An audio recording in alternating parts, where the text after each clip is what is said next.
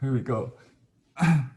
So, first of all, I'd like to thank you guys for continuing with me on this historical survey class and painting along. Also, I will do more painting, I promise, in addition to the historical backgrounds. So when we talk, we can always start to do painting. Let's discuss some of the, let me see what I can do, share homepage. For those of you who have submitted the homework, I just see that you did fantastic work on the previous series.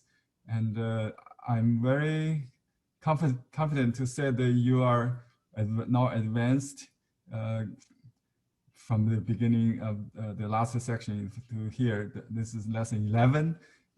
You have made great progress, and congratulations. So today we're going to study the one of the four Yuan Dynasty masters we mentioned earlier when we talked about Ni Zan. He's one of the four masters in the Yuan Dynasty, if you recall. Let me show a picture of his share. Okay, this is a high resolution online museum site. It's a long hand scroll called the Fuchun Sanju Tu. The Fuchun here. This is someone's calligraphy in front, and then his portrait. Fuchun Mountains, mountain dwellings in Fuchun is one of the top, maybe top 10, even top 5, I think, Chinese painting. Together with Xia Gui, the clear and the remote mountain and streams scroll, national treasure. Okay. This part was kept in Beijing, the Palace Museum in Beijing. It's called the remaining mountains of the scroll because it was burnt by a collector in the Ming Dynasty. He loved this piece so much he wanted to take it to the other world when he died, but by burning it before his in his what do you call this burying ceremony, but it was rescued by a nephew. So some part of it already been burned. It cut into half, kept in different collectors later. And this part is in Taiwan, the Palace Museum of Taipei, Taiwan. So about 10 years ago, or 8 years ago, I forgot, these two pieces joined together. So this is a digital reunion of the two pieces, but they physically joined together for the first time 600 years after the piece was created. This was considered the best example of literati painting in terms of brushwork, ink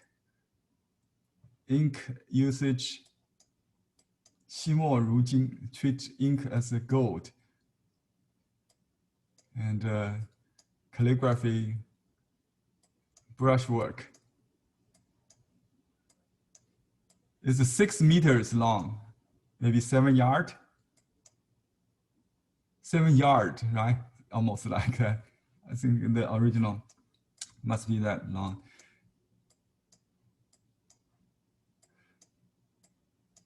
And we'll study the details of see, you know, with this side, you can see clearly what was done first, and then what was done after, and then the last, right? This is a good section.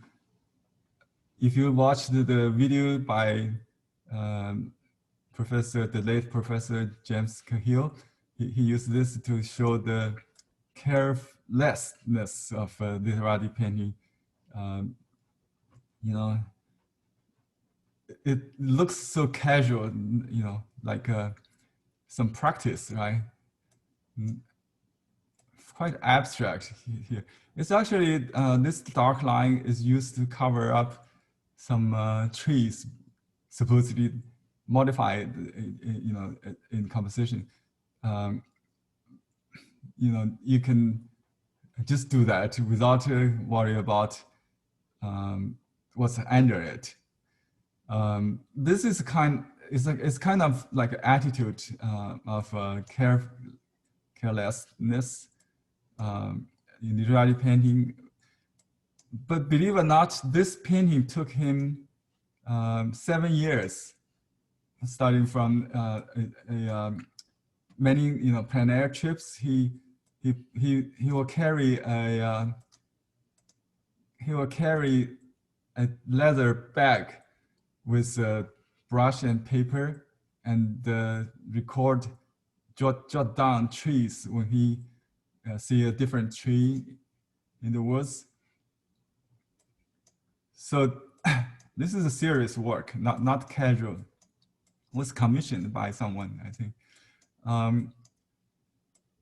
So he did this in his 77 or something like that. He died at 85. So this is a good example of a painter, a literati painter, who started painting when he retired at the age of 50. He started painting at the age of 50 under the great master of Yuan dynasty. Remember Zhao Mengfu? Do you remember his 2 pines with rock painting we mentioned in the Song dynasty period? The leading scholar, amateur artist, a literati painter in Yuan dynasty. He was the descendant of Song emperor and relative of the southern Song emperor, the 11th grandson of the founder of Song dynasty. So he was summoned to court as a legitimation symbol. But in Yuan dynasty, the Mongol do not trust the Han Chinese, the Chinese. They recruited Muslim officials to rule China. So those scholar officials basically lost their high positions. Like Huang Gongwang, he was born 10 years before the conquer of China by the Yuan dynasty. He pursued long story short, if you read my email, you already know the story. At the age of 10, the year Song was conquered by the Yuan, he was adopted by a well-to-do family. His own parents died young when before he was even grown up. He was 10 years old. His parents, both of his parents died. So he became an adopted son, and his name is very, very.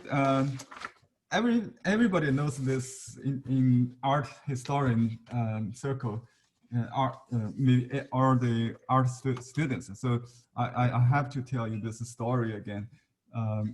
And then for those who try to get a Chinese name. This is a good example of showing, how the Chinese name could be anything.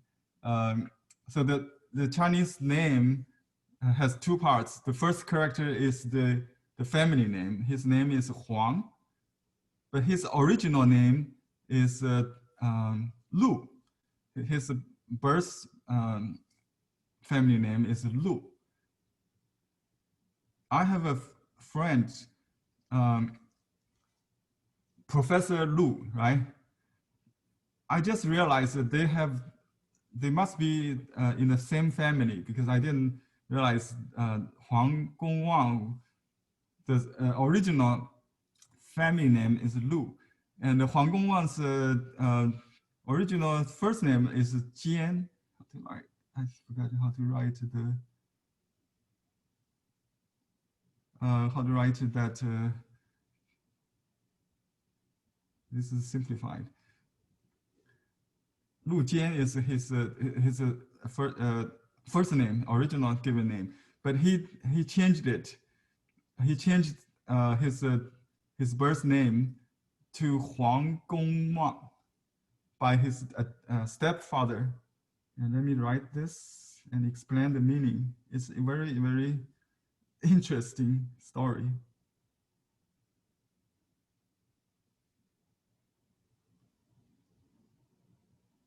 Okay, my calligraphy. This is for the stepfather's family name. Okay, Huang, meaning yellow, like Huangshan. The pronunciation could be Wang. In Cantonese, the same, W-O-N-G, but in Mandarin it's Huang. Wang, the same in Cantonese, Wang, yeah. Gong means grandfather or gentleman, Mr., just Mr. Huang. Huang Gong means Mr. Huang. Wang is a verb, hope.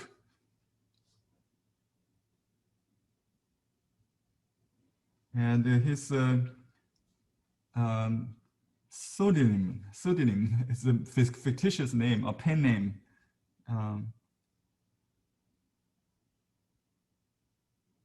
Zijiu. So in Mustard Seed Garden Manual, you will see his name as Zijiu, which is meaning Zijiu. Okay, this meaning son, long time. Jiu means long time. This is a sentence. His stepfather, said he referred himself as Huang Gong, means old man, old man Huang. Huang, like an old man. This Gong means old man. Huang Gong means old man Huang has hoped. This is a hope, wish, or hope. A son for a long time. That's what he said. Huang Gong Wang Zi Jiu Yi. Has no meaning, just a mood expression. So he's so happy. He's so happy when he got his adopted son. So he gave this name Huang Gong Wang, and then the pseudonym, right? The pen name. Literary boys always have two names: one official name, and then one for poetry, for art.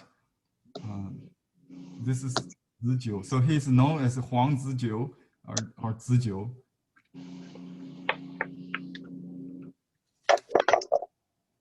So literally, you can use any words for your first name or pen name, but you have to, have to make sense. to you. So I can help, and Victoria can help if you want to get a very unique Chinese name like Huang Gongwang. Huang Gongwang. Okay.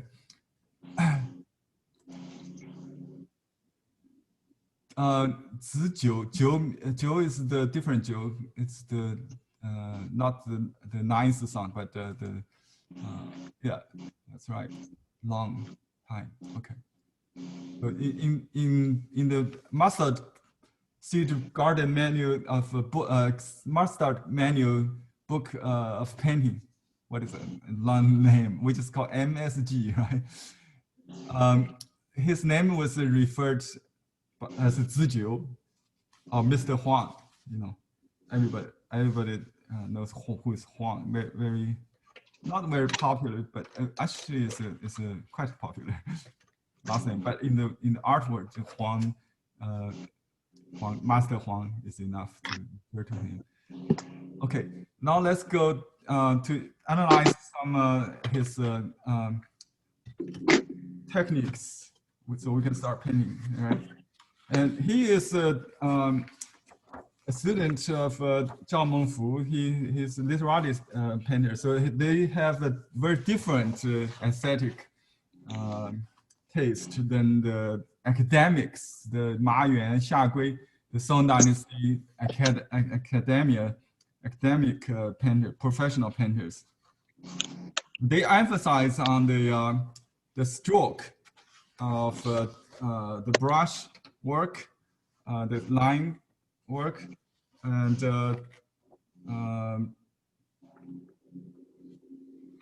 they don't use too much color, and they use the paper rather than silk.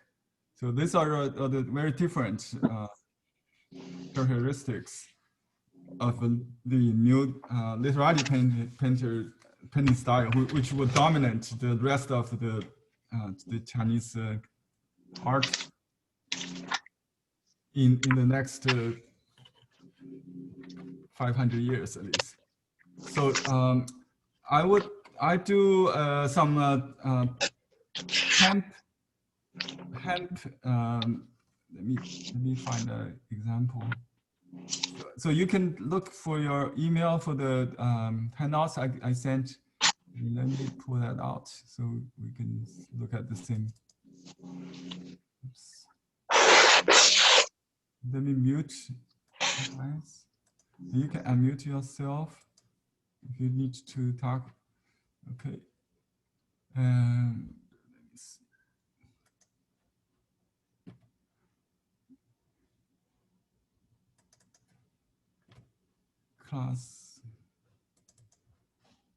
Classical Hong Kong. Did you get it? Okay, good.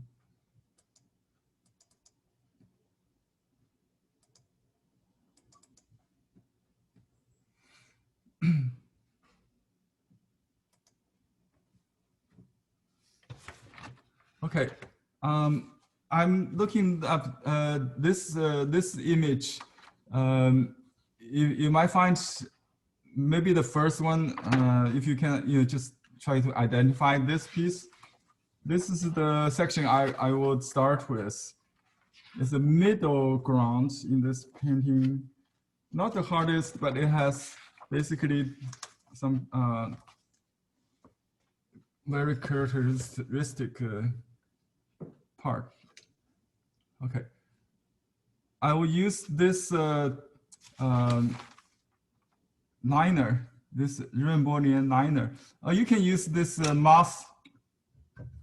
I saved the dark, the calligraphy brush.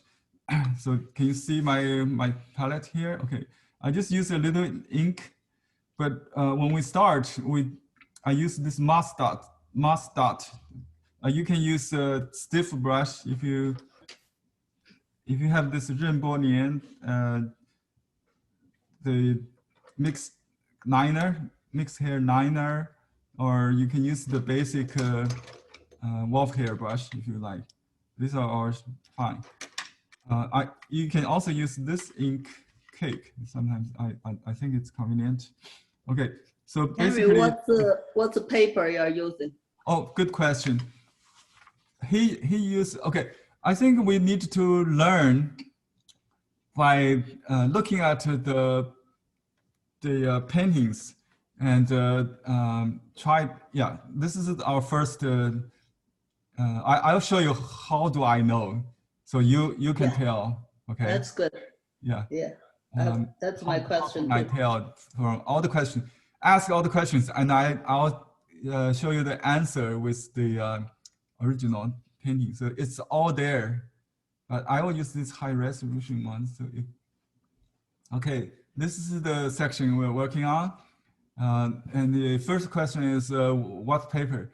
I think it is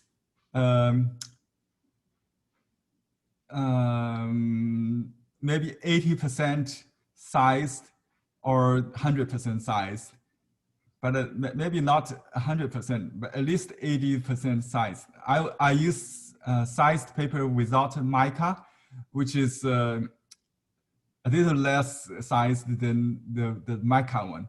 So you can use the back side of the sized paper with mica, like a Chicata wing also possible. And we can see, can we see any smear part? You can see some smear are caused by wet into wet.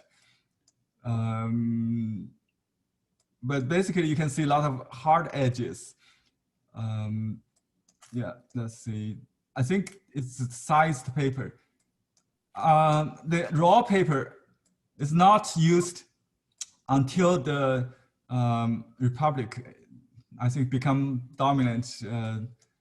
I think many people attribute that to Qi Baishi. Ping Huang knows better, maybe because her mother studied under Qi Baishi.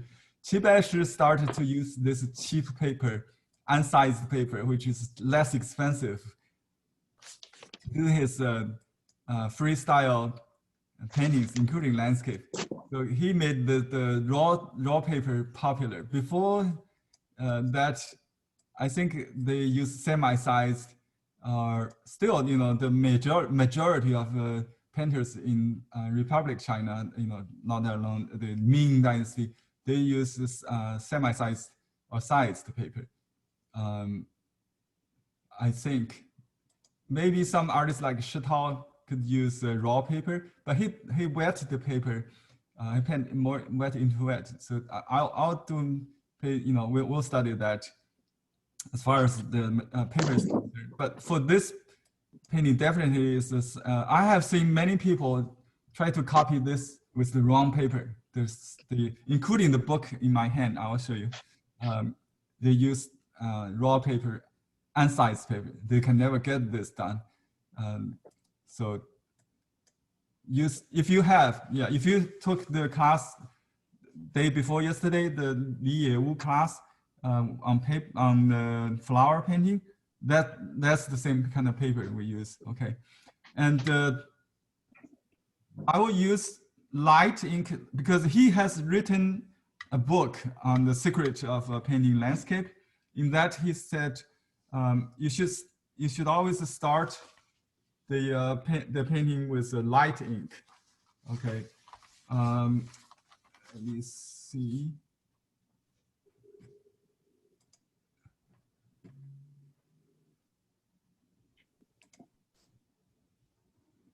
Let me go back to this.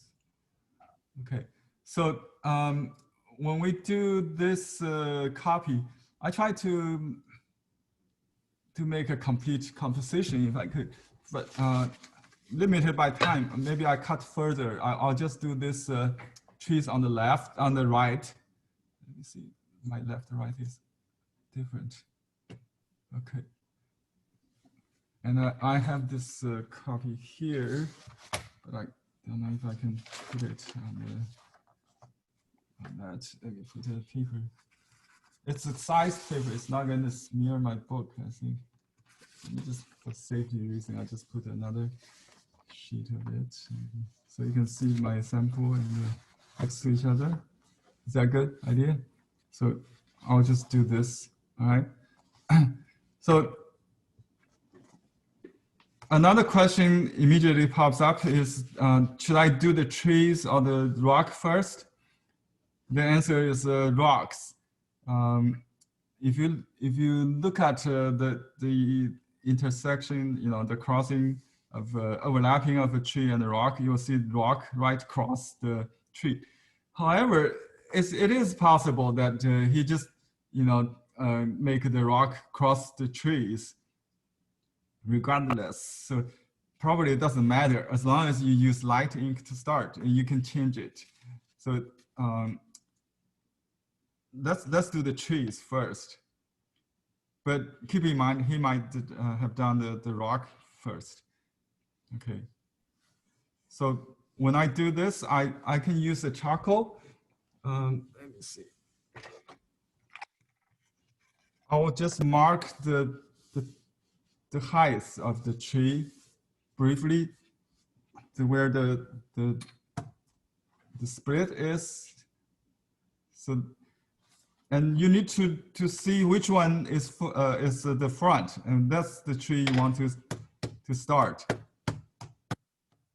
Okay, so I'll do this tree on the left side, which is the second tall, not the highest, because I think this one is in the front of the tallest one. So I'll start with this Y-shaped split, but a V-shaped. But make sure it's not like a Y. It leans slightly to the left, right?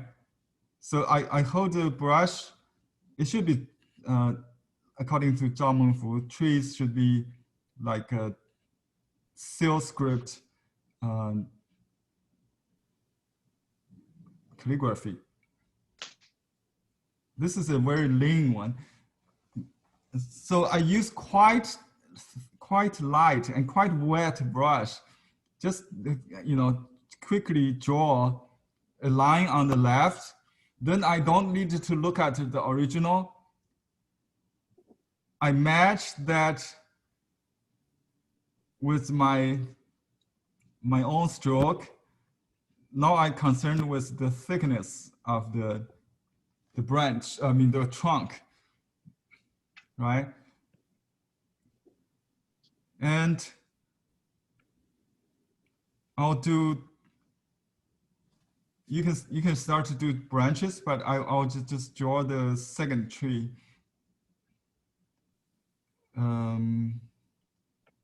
Okay, where is the split? It's about about half of the first tree here. Okay, so I'll draw another split like that. And then I continue on the left side. Look at the picture. It's not a straight line like the Song Academy artist Ma Yuan or Xia Gui, some artists, I forgot who said, observed that the literati painter tend to use the brush, invert in the way that both sides is coarse. The academic painter try to keep one side smooth and one side coarse. Because if you look at the painting in detail, you'll see the lines quite dry. But at this point, we don't use dry brush, and we use wet and light, just for, you can consider it as a shading first, just like a watercolor. So the second stroke always match the first one. You make curve. You cannot really copy his signature, someone's signature, but you got the idea, right? The general idea of the tree, so you don't have to copy every little curve, every little detail. Here is a detail I want to show you, the root. Okay. You just do something like this. 2 strokes. So everything's done with this calligraphy, almost like writing a character, but you go up and down, a dot, something like that. Or you can just do whatever, just very short marks, we call it, very certain strokes without hesitation. And this tree should go all the way up. So I'll just continue that. And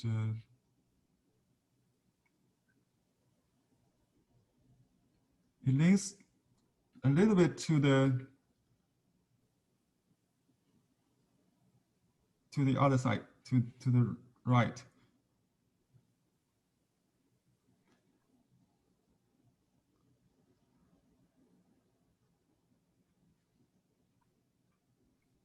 And add some branches, but I can use light ink. If you, the brushwork is more important, as Li Yunning, his contemporary, younger than him, said in his teaching. They tend to write their opinion on art in their own inscription on the painting. So many Yuan Dynasty artists have written the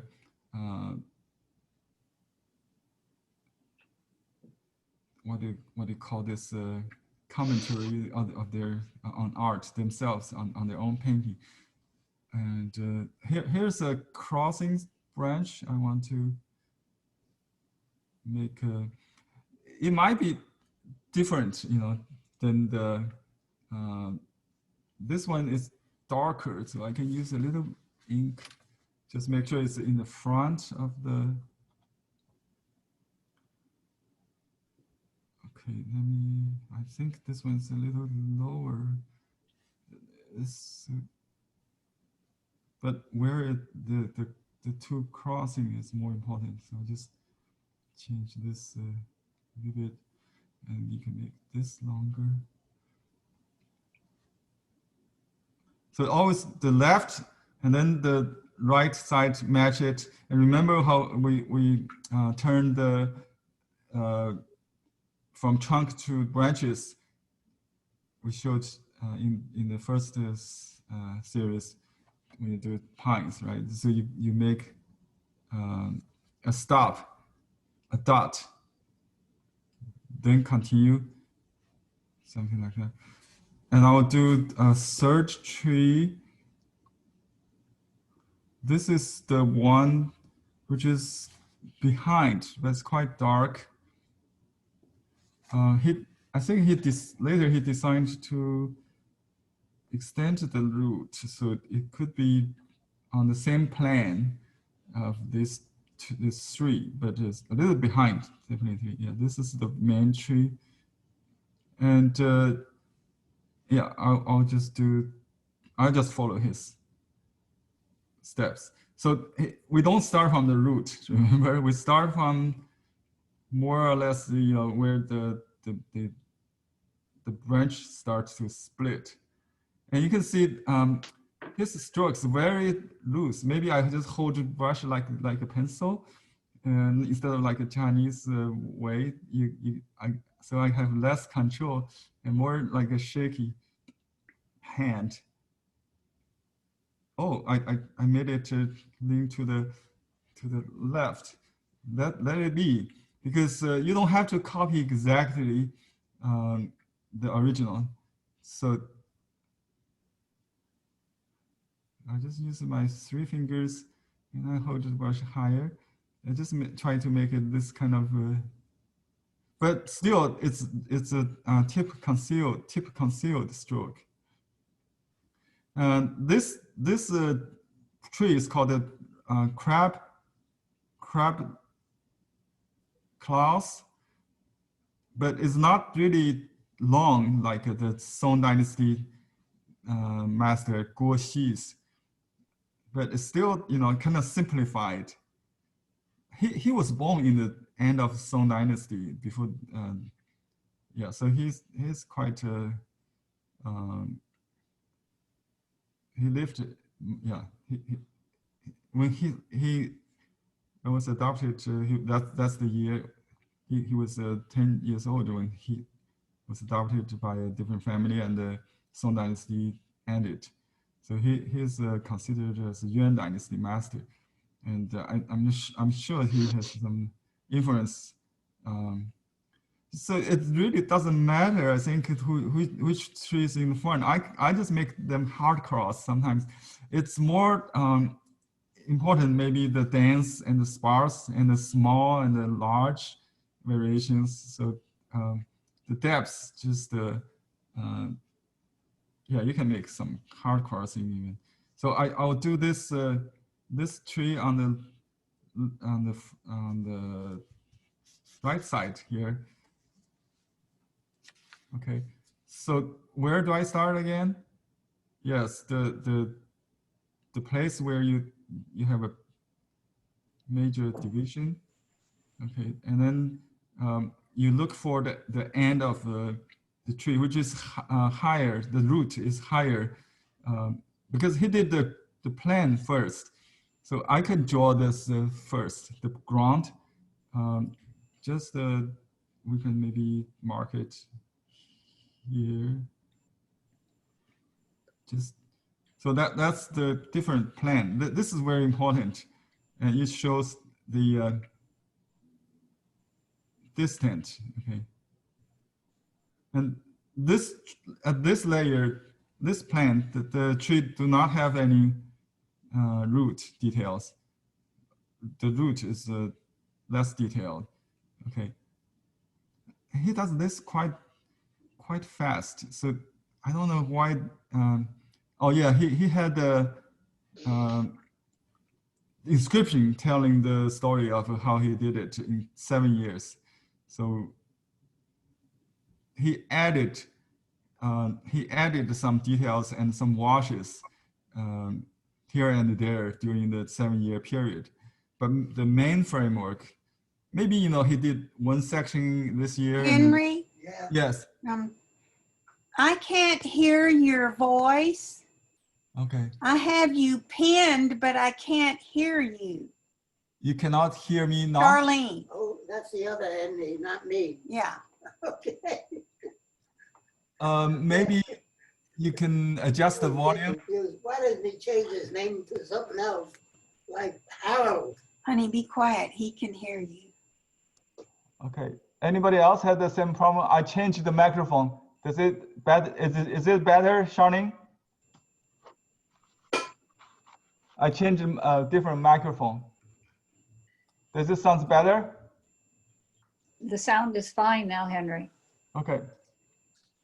Okay, thank you. Okay, I think ideally maybe he would do the main tree, finish it first. But I do see the continuity of the foliage on these two trees on the right side. So let's do that.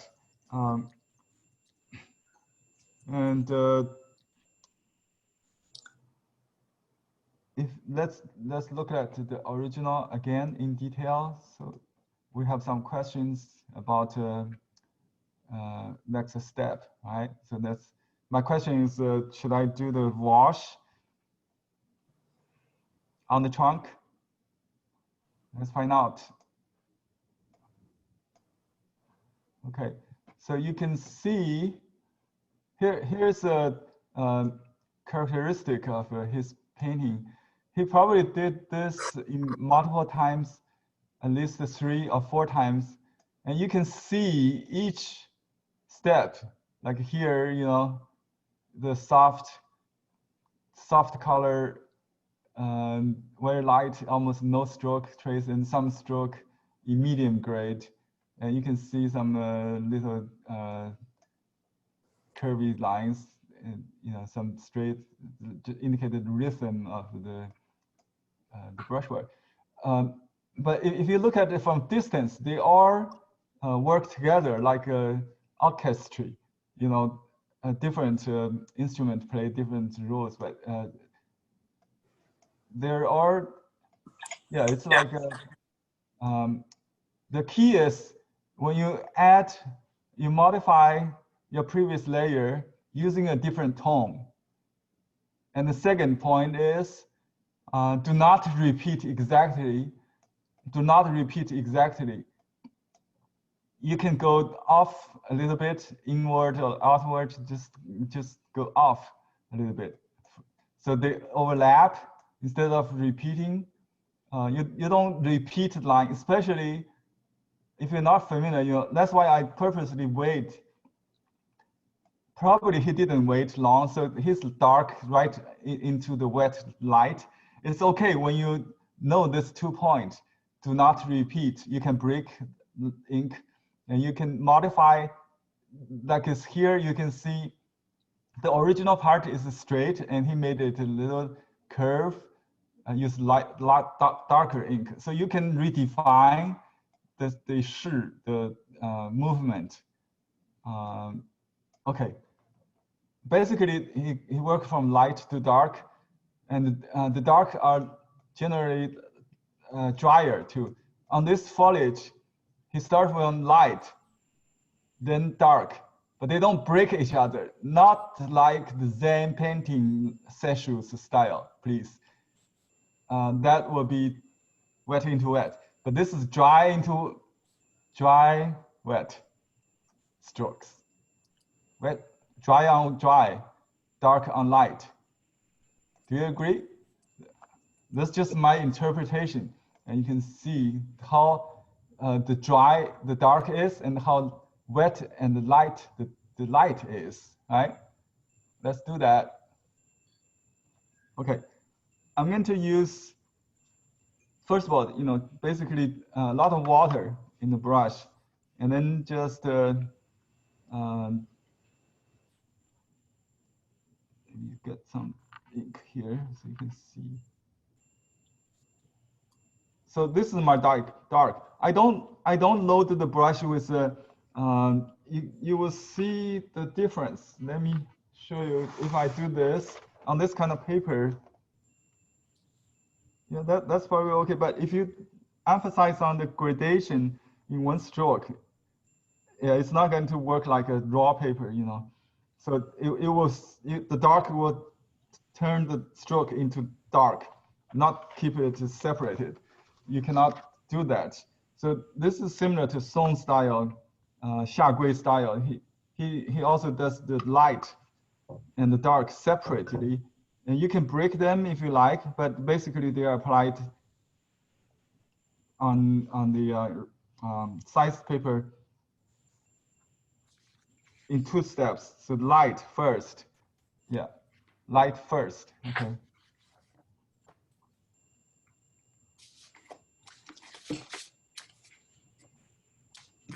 And this, could cover up, should be dark enough to cover up the underneath, but it could be lighter if you want to show the what's under it, the trunk. It depends. If you think your trunk, the branch is not, worth to show, you can cover it up. You can use lighter ink if you want to keep it. So it all depends. You copy the idea, not the traces. That's this is Mi dot. Remember you can use the Mi dot brush. This is soft brush. Also, if you bought this one, but this is probably a little too big. Let me try. It will take, yeah, it takes more ink. So just I'll use Mi dot.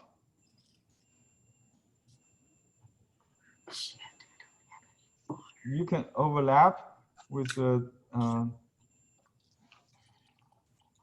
different sizes. We call it confused dot if it's smaller. Confused dots, big confused dot. This is yeah, it's more like a big confused dot. V dots is completely horizontal. yeah, in some distant trees on the lower left here, you can see me dots at work. And the dark are not added right away, but later. You can, if it's too dry, you can add some water just to, yeah, I think that will work. Okay, on this, remember this is the branch that belongs to this tree also. So we dot that with darker dots. So that will, I really cannot tell which one is in the front, but this branch looks like in the front of this. So these two trees, both are considered the host, I think. It's not, doesn't matter. As long as they work together as a symphony, orchestra. I mean, yeah, they complement each other. So more trees on the back here. I think we need some trunks first. I'll just use this, not much ink needed, I think. So it should be lighter. Enlarge this. Yeah, you can see my tree on the lower left. I just look at, you know what? I think the digital even clearer than the print here. I cannot really tell some details. So this will be a different plan. A little higher here. So here's a tree. Here's a tree. And here's a tree. So these are not really, it should be more carefree, kind of, just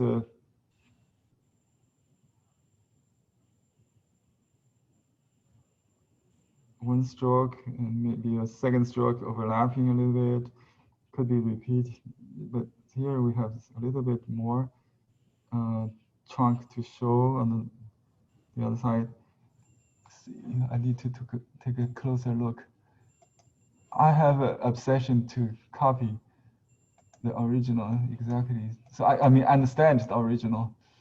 So yeah, there's a tree here. So just fill in the blank between these main trees. There are two trees there, one tall, one short. That's good. Good enough. I try to find these principles. He has a high remarks on stone painting according to according to principles of hierarchy, principles of yin yang, principles of the cosmological order. That's what neo-Confucianist painters in Song Dynasty, and maybe Huang Gongwang was still. So there's another group. I'll just do it at this point.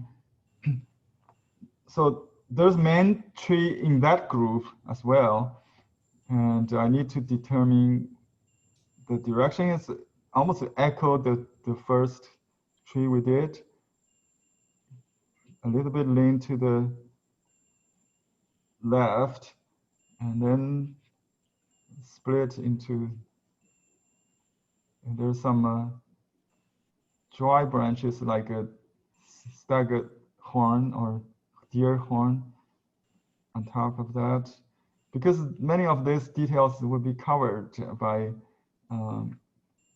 foliage, so I don't really need to specify it too much. And my hand just not have a muscle memory. I just look at the original without looking at my hand. I can just let my hand do the work for me. Okay, here we have a little baby. In Western painting, we call it a jumper. Between large and small groups, you can have, between large and medium groups, you can have a small one to connect them. It's a jumper. not Western painting, Taiwanese watercolorist. He used this term I learned from his class, watercolor class. So all the art forms are kind of universal, you know, some rules. So this, I started to draw a little bit, you know, you have to, I think the advantage of doing the rock is really created the stage for the distance. Now I have to kind of imagine them. But in this demo, I concentrate on the tree. So we do the trees. We don't have to do. Okay. Now I add the darks along the center of the trunk. You can also start to add more branches or twigs, like he did here. So this is just a convenient, you know, with what's in the brush. You don't have to go back and forth for each stroke to the palette. Just depends on your the ink on the brush. You just do where it's appropriate. And my ink tends to be too flat here. So let me see if I can make it a little lighter.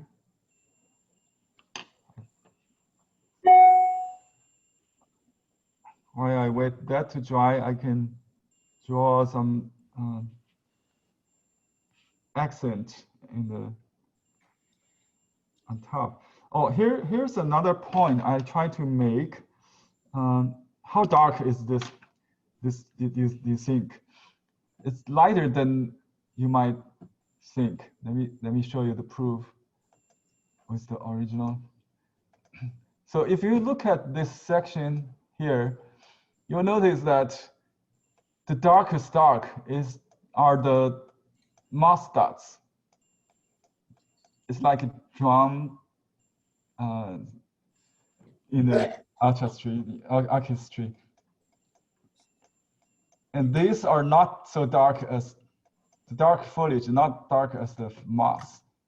So that maybe, you know, a little bit there, but generally speaking, these are not the darkest. If you make this too dark, maybe because the season is early autumn time.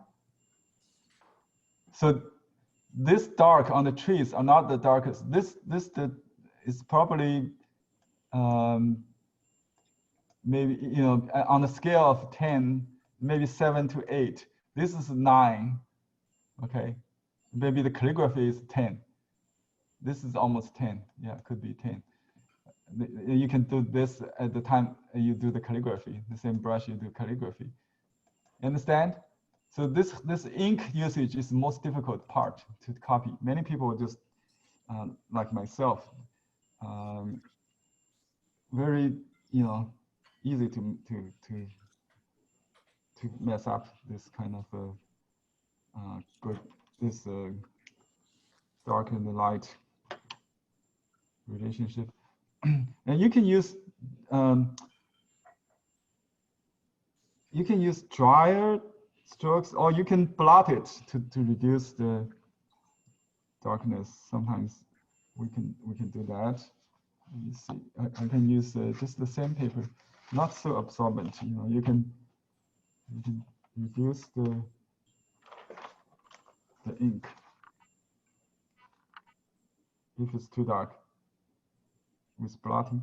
But this, since the paper is not dry enough, I'll just do other part. Okay, we continue to enhance this tree with dry and the dark ink. Okay, and I see a lot of dry strokes on the trunk, which is added after the light is on. You could even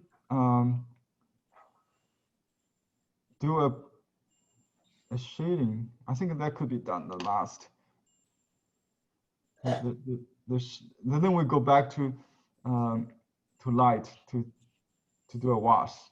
I think the sequence we talked about in the beginning of the last session is outline, shaping. On the trees, we do the same. Outline, texture, shading or shaping, and then usually dry, light, dark.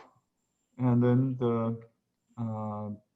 remember I mentioned when you add dark, you don't want to do this, you want to vary the stroke, vary the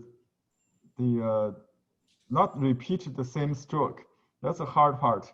You know, you have to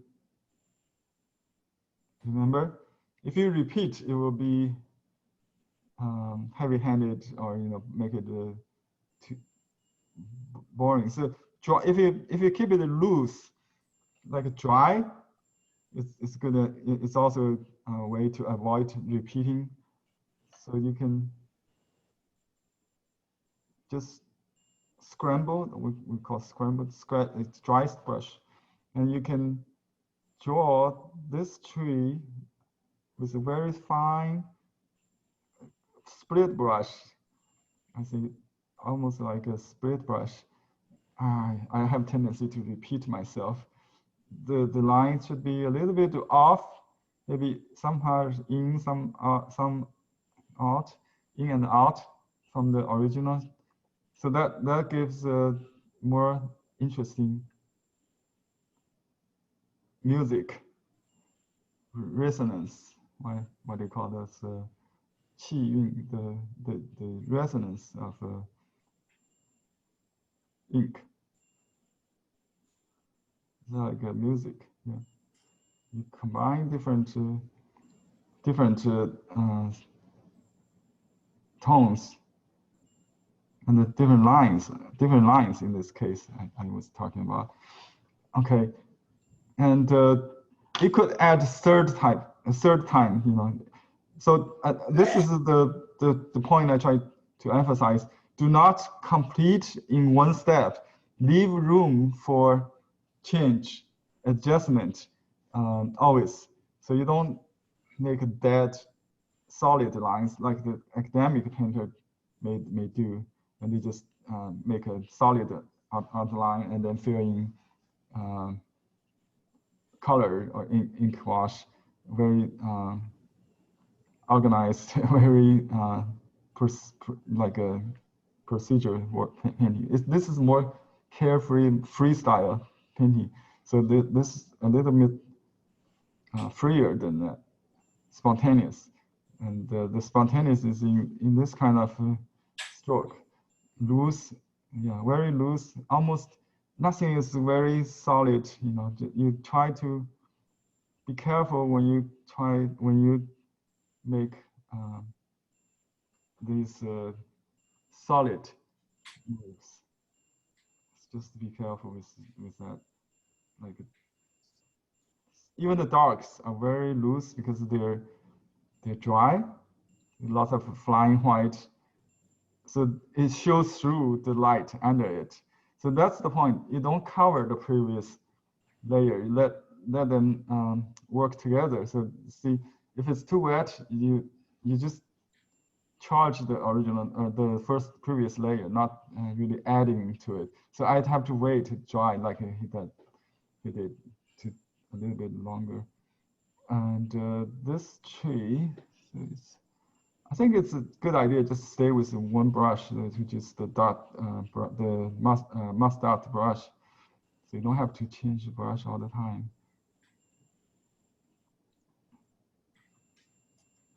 Can I do it light over dark? Of course you can. So you go, yeah, you can add light still. And here I have a mid-ground tree, which is lighter and drier than this one. So that shows the distance. I'm going to use some more. I can start with light, then darker gray, lighter gray, darker gray. I'm sorry, this should be under it. Well, I should show some dry branches, dry twigs there. And you can push the brush, kind of make it split to create this coarse edges, dry brush dots for this distant tree. Kind of. Let me see if it's two trees or the same tree. Cannot really see that. Okay, here we go. Actually, I consider this two trees, maybe same tree, could be same tree. So this medium confused dots. We call it confused dots in mustard seed garden manual. This belongs to the same tree, and then you have some bare trees. Oh, actually, this one is a bare tree. Is a separate one. Okay, I will make that clear next. So I'll make this tree into one, and then make the bare tree behind. Two bare trees, like early winter, late spring view. Okay, so I'm going to add a little dark. This is very interesting. This little tree here, he got something in the middle, something on top with dark, but a lot of voids in between. So that loss in the font really shows the distance. I like that. And this one too, you got some dark here and there, and some maybe just going behind this tree. You can suggest that. Just a little suggestion of that. And this tree goes on this side, but not so tall as this one.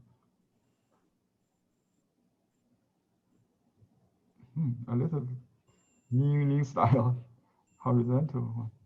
Why not? They are contemporary friends, actually. The four masters of Yuan dynasty, Gongwang was a grandson of Zhao Mengfu, and Huang, the one we're studying now, was his pupil. And I'm not sure. Liu Ning is different. Liu Ning, the hermit, he has the most unique style, but he admired Huang Gongwang a lot. He did a painting before him and tried to please Huang Gongwang to get his approval. Yeah. And here we try to extend this tree into the front group. So the way we suggest that is to add the root, because only the front tree has this root details. And just add that, and then we'll just do some ground. I'll use line to define. He used lots of hemp fiber stroke. It's very long, parallel, but we do see some. The rule is not to cross these lines, but he's the master. He crossed the lines here. You can see. Doesn't matter maybe for him. So another characteristic is his painting always comes with this this platform, this flat surface. This suggests a place that you can have a picnic. So if you look at the handout, I have a page from the Mustard Seed Garden Manual. It has this kind of platform. That's his, and we do this because it makes the landscape more friendly, kind of like a parks, instead of a barren place where you cannot really sit and have yeah, it's some cannot live. Basically, this is a place to live. Okay, so we have some platforms or planes, horizontal plane, and then we have some slopes here. I push the brush to make it coarse, because here's a lot of coarse brush strokes. I push the brush. I push. Do you understand? Pushing instead of pouring. So you can push the brush to get this kind of coarse lines, and they work like this. They in the beginning they tend to originate from concentrate on one point and disperse over the course. And you can have secondary knots, you know, like a concentration of the lines. But basically, they radiate from an imaginative center on a sphere, kind of, not sphere, like the rounded. So they're parallel, but with curved parallel, like this. We don't have to copy exactly. We cannot even see that. You know, how do we copy that? So this is the front. Let me see.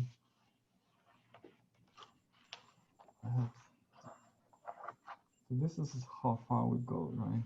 So we don't have to have anything. And then we divide this surface into, look for the character chill or heel in this painting, and you will see this kind of division of 3 dimension. And you can go up also. Doesn't matter. You can go either direction. So it's a kind of loose, dry strokes, and I see a lot of crossing ones just like that, carefree, with a dry and light brush, carefree stroke. Yeah, don't try to copy exactly. Just get the idea, the effect you want to get. I forget about the traces.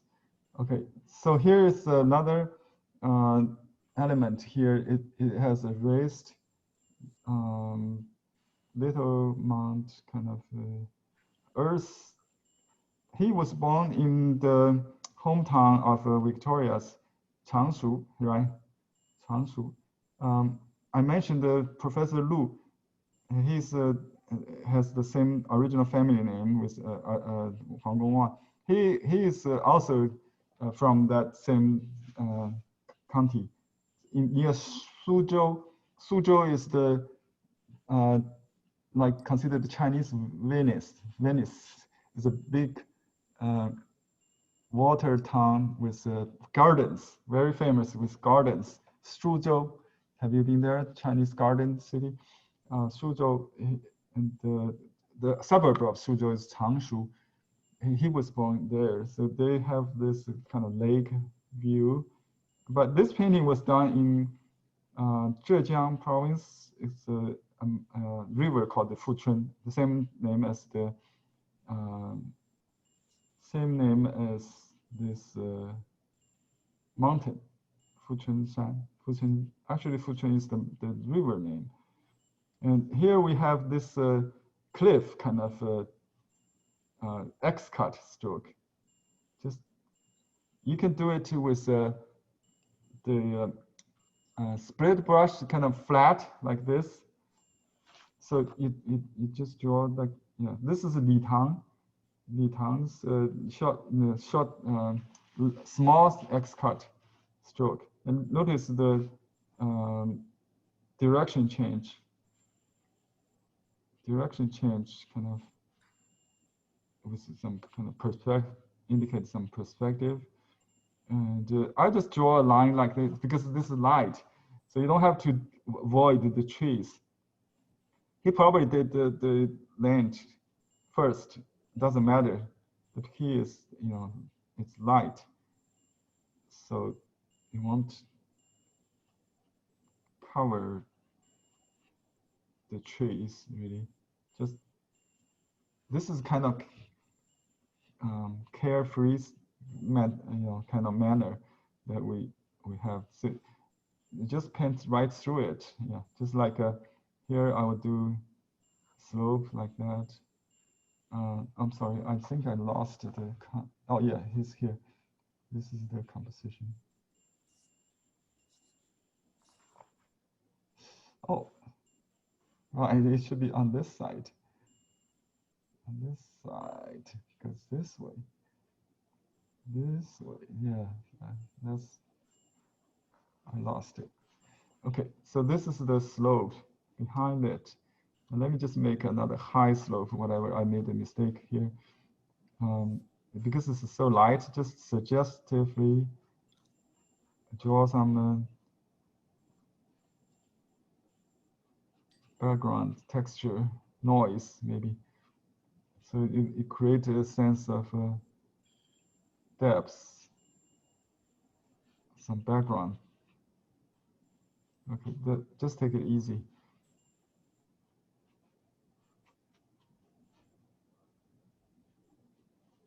I just created my own structure. You don't have to really identify the structure in this case. I just copy the idea, not the traces. That's the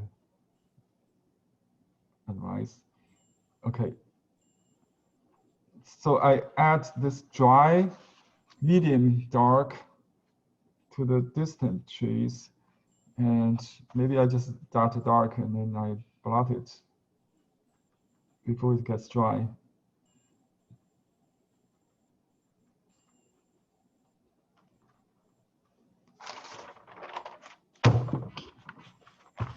That blurs it too, because you can see that. Okay, it takes a little bit away.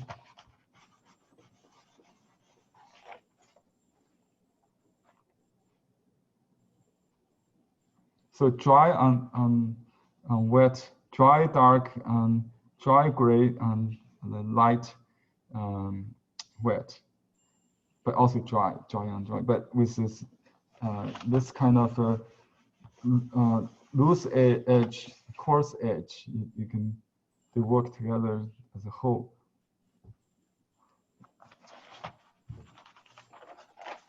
Okay, now I add some dark.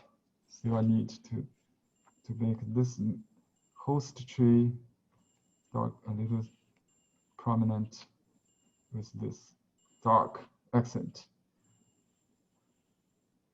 You can add branches like that, and you can enhance those branches.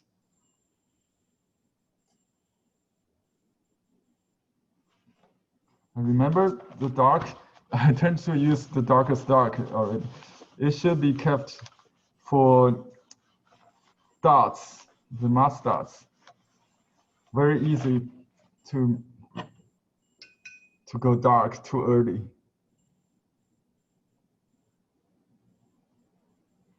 So maybe good idea you test it before you do it. Okay, but if you already did it, just leave it. You don't have to duplicate the same thing, but try to copy first, then create your style. Just like you learn Chinese music, they will ask you to copy teachers, because each teacher has different fingering, different treatment of the same piece. So you can learn different from different teachers, but you can only after you can copy, you can then create your own style. Same thing with painting. You have to copy exactly before you create your own signature style. Okay. And now I will dot this little trees. This could be the distant, or used it in as small bushes right here. You see, yeah, just so the first step is to draw this bars like chunks. You vary the length, some tall, some low, and the distance. Okay, then you dilute the ink and do this. We can use this dot brush. You can use the same brush, or you can use a softer brush with more moisture. I call this me dot, horizontal dot. Yeah, just use this brush if you bought from me. Okay, and you can use this kind of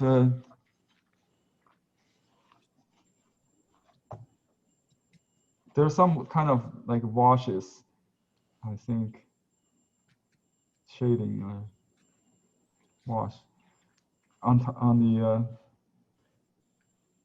but you need to do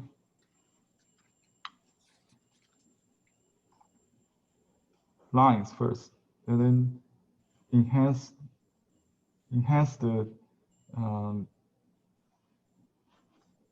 shaping effect with the wash. The wash could be optional, just the shady part.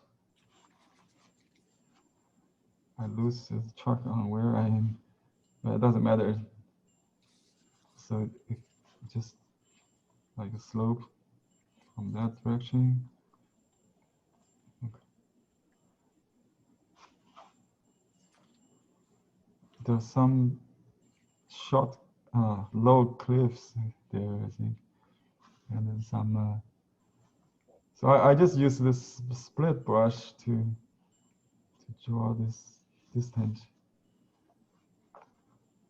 So just create some additional plans in the middle ground, maybe a little bit suggestion of a parking lot or something in the wood, something like that. Okay.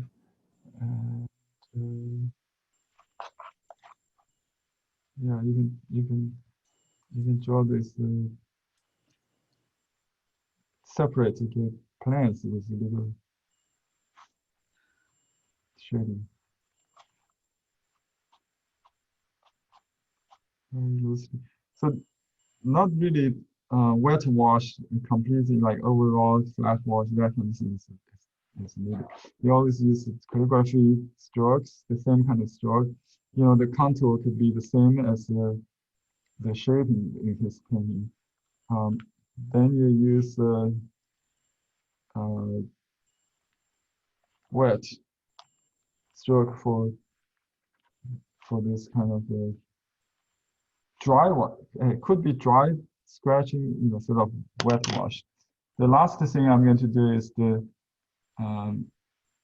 dots. Dots placed on dry, have to be on dry. And before that, I think we still need to enhance this tree. There's some bark dry stroke maybe. But you can just use ink to not fill in all the blank. You know, it has to draw with the lines, another layer of lines so you can draw it. Yeah, just leave some white between strokes. Don't make it dead. Yeah. And you can make even this tree a little darker. You don't have to really copy everything, you know, as the original. But basically, this is the host tree, so it should be the darkest, but not so dark to the extent as the signature ink or the mustards. So this is a medium dark. This is the darkest leaf on the top here, but not too wet. keep it kind of dry. This is blurry because it's dry and dry. Okay, so see if there's any dots. So you can add multiple times just to enhance the trunk. Just use light ink or darker ink than the previous layer. You don't have to follow exactly the stroke. You can. Okay, here we missed some dark on this side.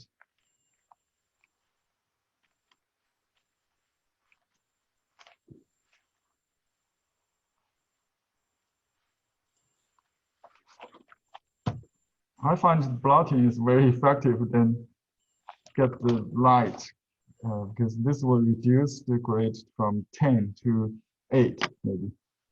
You know, I find that's a very effective way to get light. Instead of getting it on the palette, you can just blot it. Okay.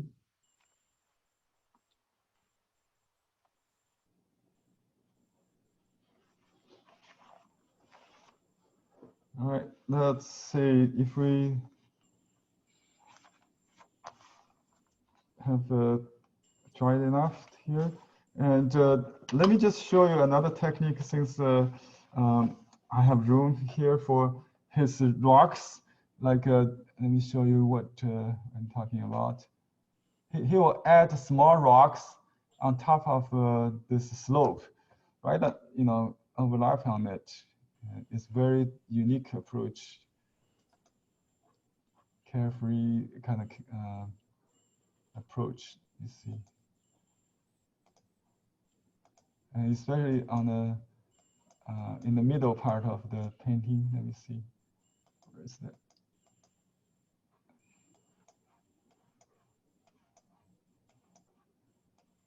See, he got this alum. We call it alum lambs, right? And you can see here is what I tried to show you, and I will demo this on this piece here. Let me just click in. Can you see how he did that? You can see the light hemp stroke, horizontal washes like that, pretty wet, right?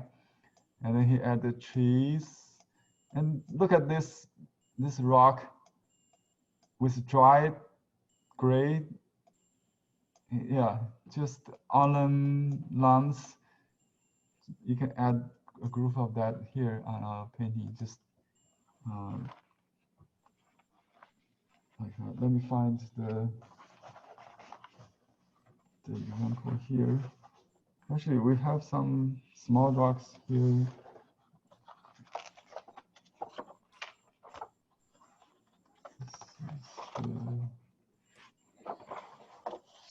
Oops, okay, the book goes the other way, not like the scroll. Here,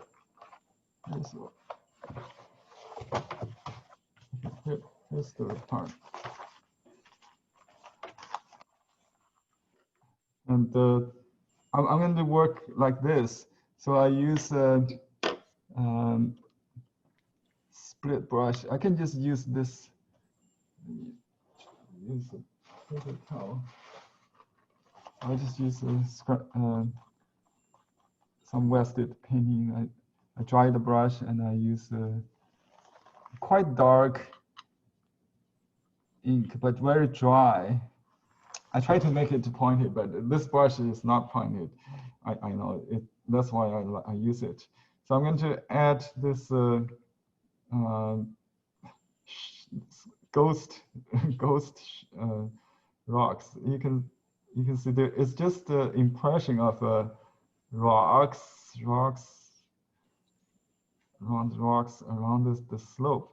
But you know, still you have to keep the rock along a slope or something that makes sense. The principle is that if you just put it in the middle of a slope, not behind it, it will violate this kind of natural rule. So you have to be careful. I can see on this painting this rock kind of along with that near slope. It's behind. It's like a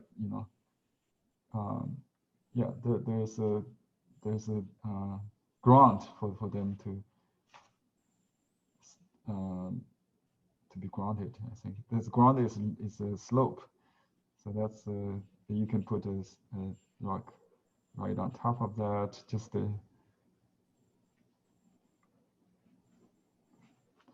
Just like off focused. It's very contemporary for me. You know, someone you say, oh, we need to learn contemporary style. Why we learn this classic?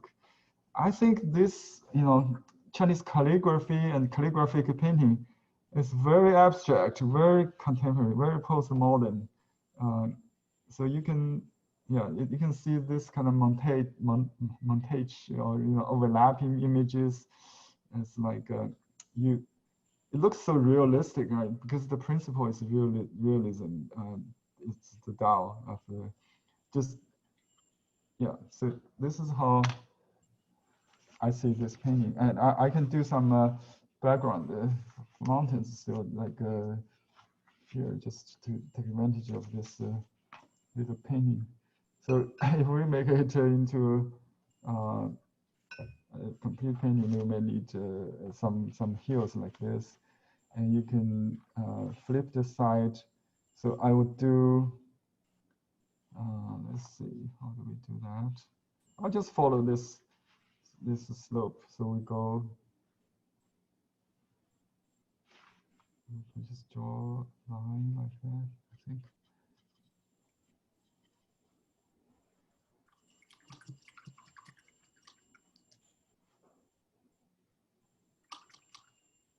I think about it too.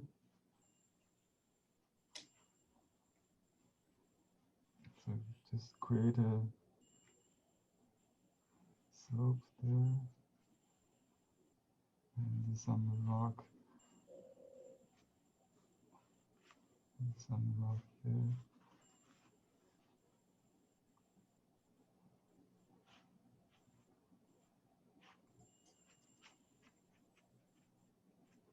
You don't have to copy this. Okay, I'll just show you the technique.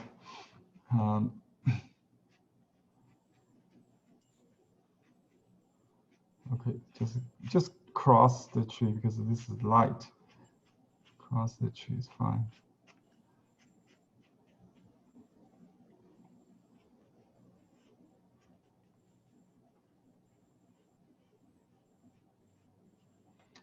Okay, now I do this side. I just use some outlines dry and then some wet. We'll do that. Just and the ridge of the mountain is most important. You know the dragon rain concept. And notice that he started to vary the lines a little bit kind of curvy, but not too much crossing, still parallel, something like that, instead of a dead straight line. But he has a lot of straight line in some of the parts. So it's a combination of different, variations of lines that create the orchestra, the symphony of this kind of landscape. And the distant mountain is a wash without outline. So you can use water to do the bottom part, or just wet the whole area first, and then I already did it. That's how much I need, maybe. Yeah, just add a little bit, maybe just on this side. Okay, that's it. Just very, very pale. Yeah, that's about it. So, and you can dot a little bit trees in light. just like V dots. Actually, yeah, you can add the verticals later, the bars for trunk. But V dots dot first, and then add little verticals after dry a little bit. And you can dot along the one slope, but not right in the middle of that. Many people did that wrong because the dot right in the middle of a line. It should be on outside, on the back side of the contour, which squeeze out what's in the front, pops up the front. You know, that's what I mean.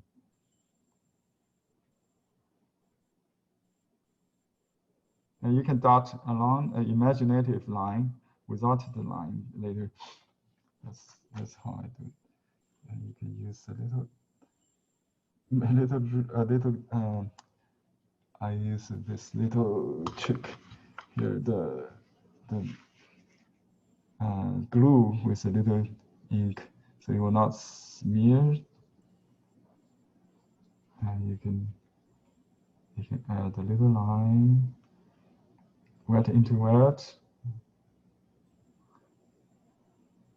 Give it a chew formation. There are lots of lost and found things in this painting. Okay, and I use this brush because it's so difficult to point. That gives me the looseness of it, and it's distant. Too dark, just blot it.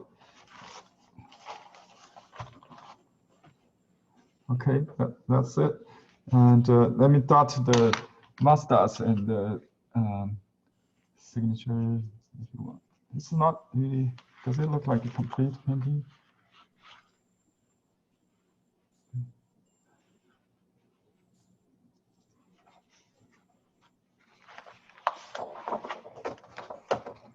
Okay. Any questions, comments?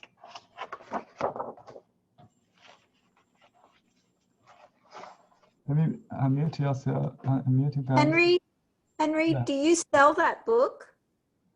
Oh, this book. This book, 富春山居图. That's a very long name. It's probably out of stock. It's published at the occasion of that historical reunion of the two pieces, I think. And you can buy. Let me see if I can. On this book particularly, I think it's not a very. It tried to be another kind of a mustard seed garden manual of painting, but it used the wrong paper. You can see the effect is not really original. It used the raw paper, so it gives you contemporary, more contemporary, not authentic interpretation of the. You see, this is very wet paper. It's not original effect. So this, I won't recommend it. You know, you already have the original. Learn from the original. If you learn from the original, you become a, you know, if it's high master, you become a middle master. But if you learn from the contemporary, if you learn from me, you'll become less than me, right? So you always learn directly from the source. So I already sent you a high resolution copy. You can find a link on Google Cultural. That is a high resolution, you know, image. They don't let you download the original high resolution one. Even you download it, you cannot really print it like this. This is so long. So you just got that maybe screenshot or some.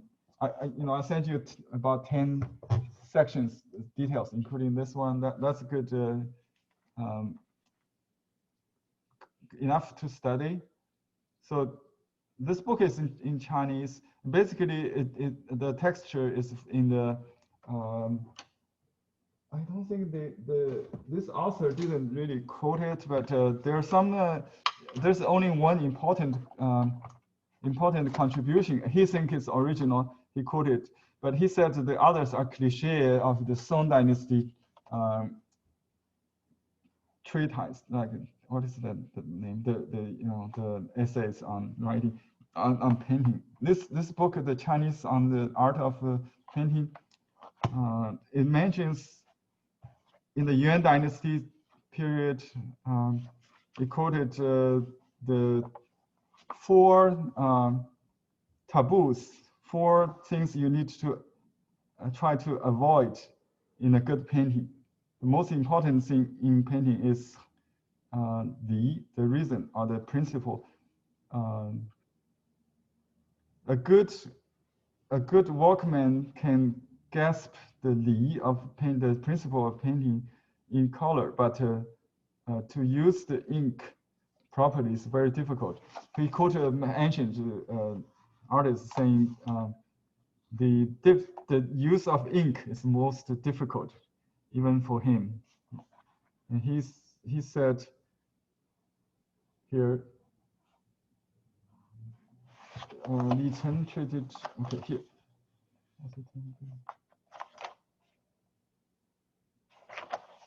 Yeah, I just translated this. Let me just read it for you.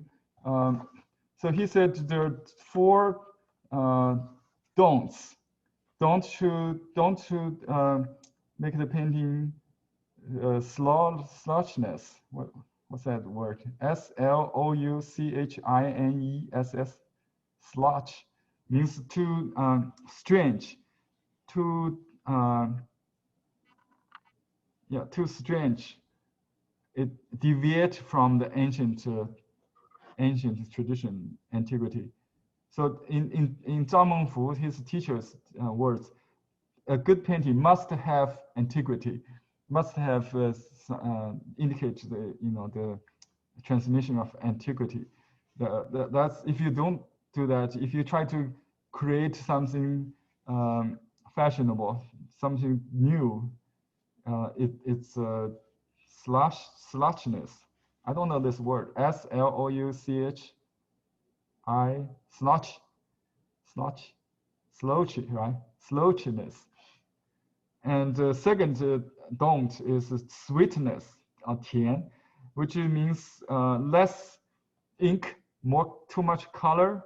I think that's maybe the commercial painting kind of in that time, the academic style maybe also, if you paint just for pleasing the market. And so the third don't is vulgarity, vulgarity, VULGARITY, vulgarity, right? Vulgarity is, not elegant, the opposite of elegancy. And the fourth is the recklessness, 赖 in Chinese, 邪甜俗赖. I translated the fourth one as a kitschy. It's antique. It's a fake antique, kitschy. You know the term kitschy, right? Fake classic, kitschy. Recklessness.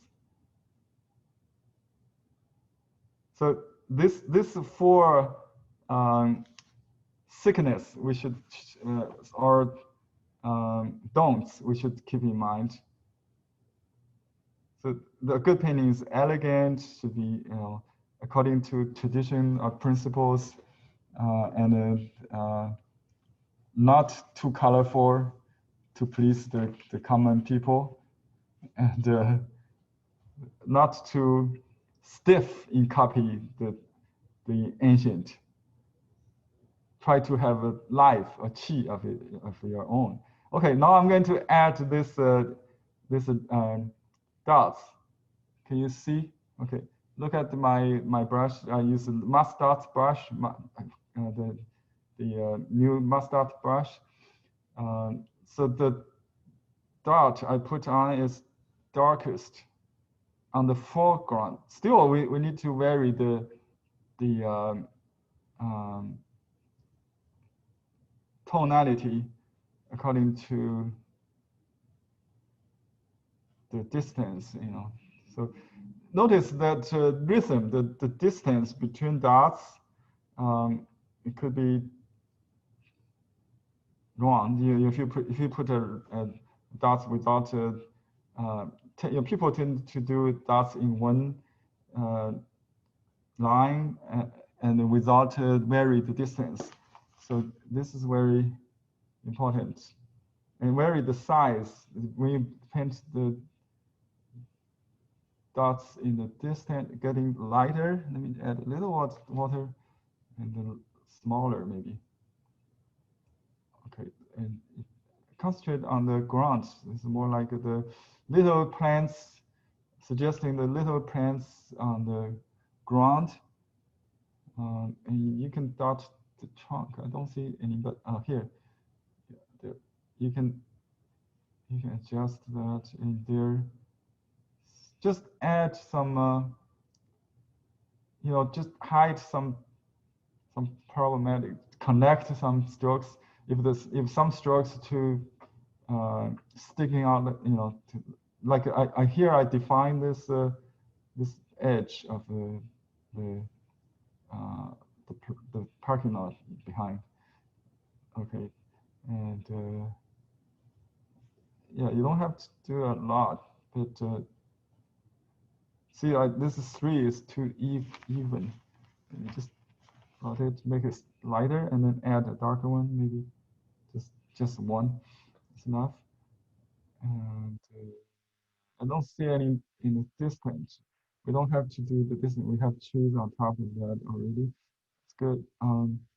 That's about it. And this is not dark enough, maybe. So we just add one more layer. So always add more layers after the first layer dries, and use a different tone, lighter or darker. Usually the darker for lighter first, then dark. You can add multiple layers. Just make one darker than the other. Okay, and that's it. I'll write my signature on this here. We can use 2 more words instead of using mimic. We can use I see some in the mustard seed garden menu. They use this word. Fa means method, law, rule, after fa Huang Gongwang. You can say fa Huang Gongwang, Huang Zijiu. You can just use Zijiu. Huang Gongwang. His name or Zijiu. Fa Zijiu. That's enough. Zijiu is a fictitious name. Fa, that's the word for law or method. Okay. And you can also use another word, ni.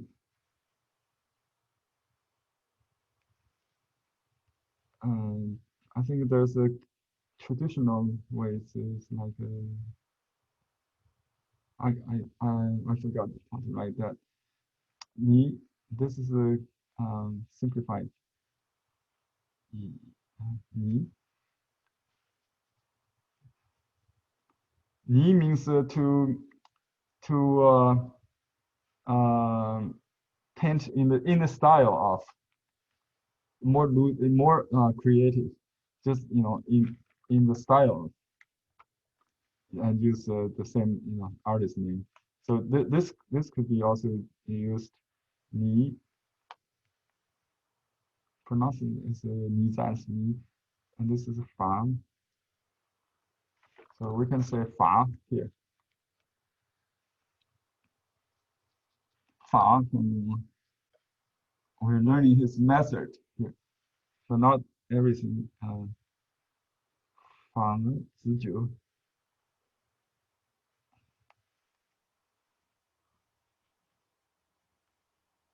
Year of rat.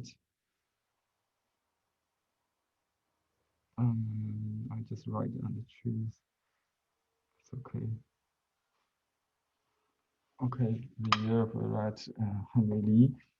Okay. Maybe I should write lower. You could write on this lower half, maybe.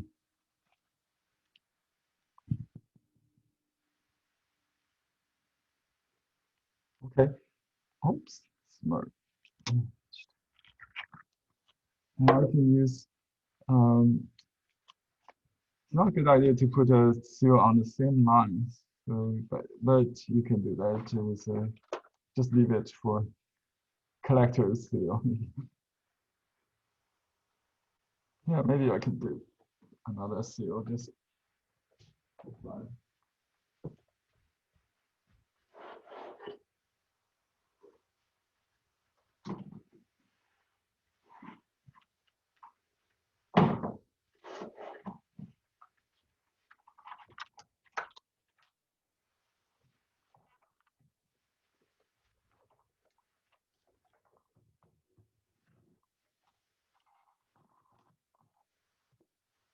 I got a mood seal I can use, big one.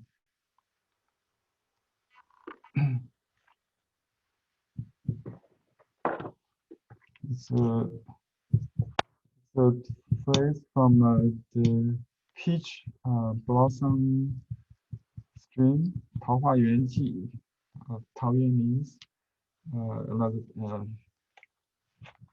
Jin is the 5th century poet, hermit poet. It says, 豁然开朗, suddenly opening, sudden enlightenment.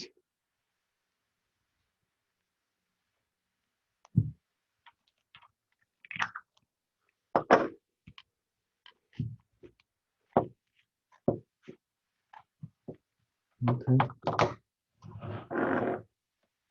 This is a seal I did in my college years.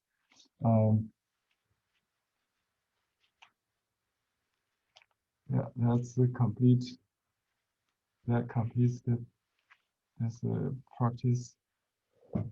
I see a little bush there. Let me just make it more. Suggest. Yeah, sometimes you just the painting will lead you, will tell you what to do. You know, just hand the painting on the wall and you'll see what ask you to do.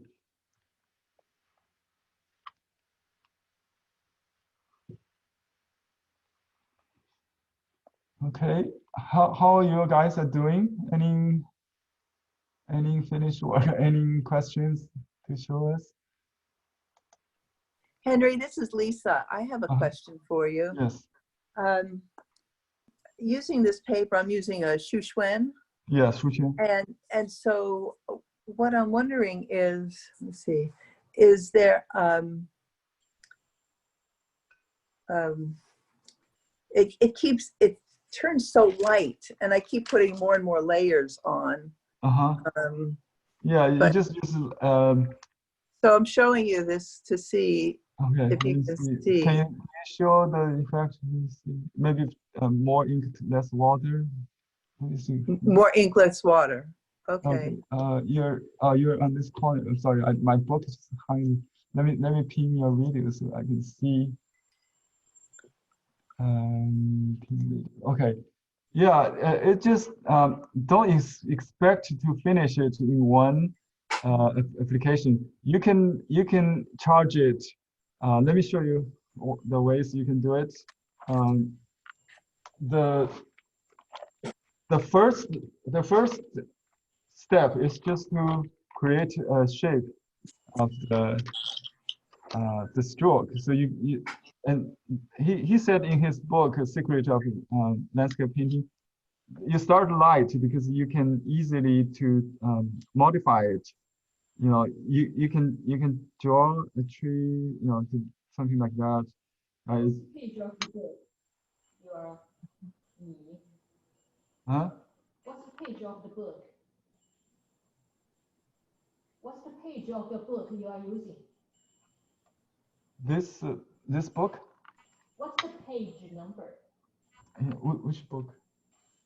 The page number they are asking. Oh, this book. Right. You have this book? Someone has this same book? They don't like you to copy. They want to check out the page for that. Yeah, I'll answer the question later. I don't get it. Sorry. The page in the Chinese painting book paperback that you recommended with the 4 don'ts. Oh, that book. Was the page. I'm sorry for the confusion. This book is the Yuan Dynasty. Yuan Dynasty. If you have this book, yeah, the Yuan Dynasty, and then the 4 don'ts is page 112. Thank you, Henry. I think it's page 112. Yeah. It's okay. Okay. These are so if you have this line, and you can then charge it. You know, before it gets dry, you can use a very dry, dark ink to kind of gliding on top of it. You see what I mean? Yes, yes. That's Li Yuning also uses this technique a lot. So you add dark to it, and with basically you don't need much dark. So for the darkest dark, you can always accumulate layers. So 3 layers. So 1, and then you add second after it dries usually. But you can also break in right away. I use the ink cake, so I can maybe just add it like that. So you can make it dark, right? So maybe your ink is not. Did you grind your ink? Yes. Yeah, you need to grind the ink to make it really dark. Okay. Yeah. So your ink is not dark to start with. If I you see. use the bottled ink, it should be okay. If you use this ink cake, it should be okay. Because your ink is not dark enough, especially on this paper. You make it into a paste. All right. Okay. Thank you. You're welcome. Any other questions? Henry, would you, the words that you use to in style of or mojo, could you write those out in word form and put the accents on them if you know them? You mean the four? Yeah, what do you call it? Pinyin or? Yeah. You mean there's four categories? No, for the in signing the painting, the fa. Oh, okay. Yeah, I already put it here. All right. Ni is okay. Ni and fa. Wait, can you type in the traditional words for ni with traditional characters? Yes. I asked Victoria to do you with the traditional character. That would be great. Okay. And fa, this is simplified, but it's also ancient. They have a very, very complicated fa in traditional, but we rarely use that. Nobody, yeah, I think the character is really complicated. Let me show you. Henry, is that the fut, like Cantonese fut, like that character is from like method, like they use Method, yes. Yeah, fut. Method. Okay. Yeah. See, this is a painting in the book called the master seed regarding manual painting, the expanded edition, not the English one, maybe. Let me show you.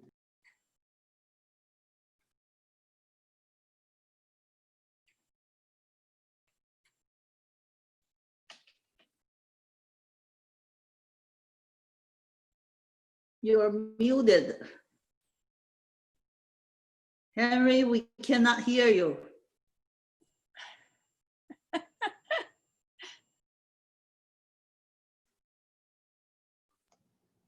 Okay, I accidentally clicked on the wrong button. Okay, this book has an extended section on painting samples. You know, this 4-volume one, the Chinese version. We don't have this copy anymore, but you can get it on Amazon, maybe from other sellers.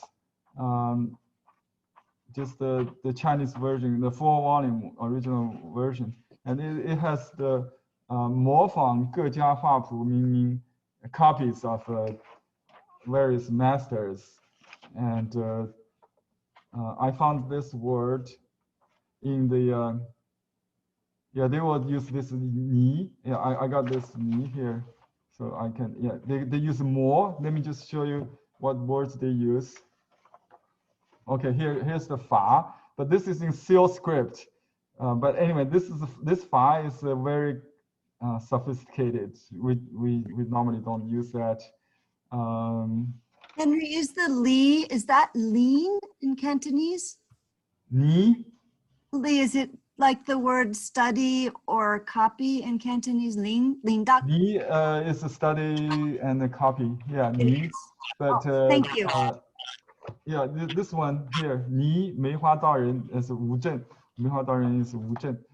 This is 泥, so they use this word. Let me write this down in traditional. 泥.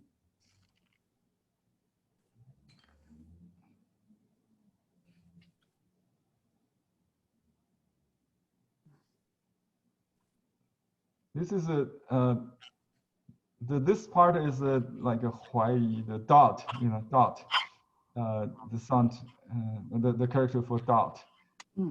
And this is the hand, radical, hand radical. This is the verb for ni. I think, yes, it's a kind of copy, but very, maybe ni means 虚拟, you know, something like virtual copy, a virtual copy, understand? Maybe exactly copy, usually copy from memory. Let me, speaking of a copy, let me show you 2 copies of late masters of this painting. I think it is very, very, very, let me show this one. Do you see the image here? Let me see. Oh, on my left, I enlarged it. I'll enlarge this one. Okay, you can see this is a copy of Wu Hufan. He used to own this original, I think. He's a friend of many connoisseurs, also their mentor, like Chen,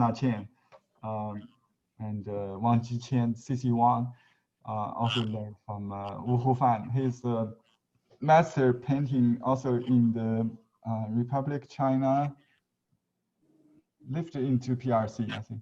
He's a very authoritative connoisseur. And his copy is a very dear copy of the original. He got almost exactly. And this is the original. Let me see. This is the original. And I have a copy, a partial copy done by Chen. Also, this is the original. Let me see if I got, oh, here. I think that's probably, yeah. This is a copy by Shen Zhou. He's one of 4 masters in Ming Dynasty. And he saw the original painting unbroken part. So he had the beginning different from us. So we begin from here, probably like here, right? The piece is a part. Yeah, the remaining piece is like here, but he has this part also, bridge, this entrance.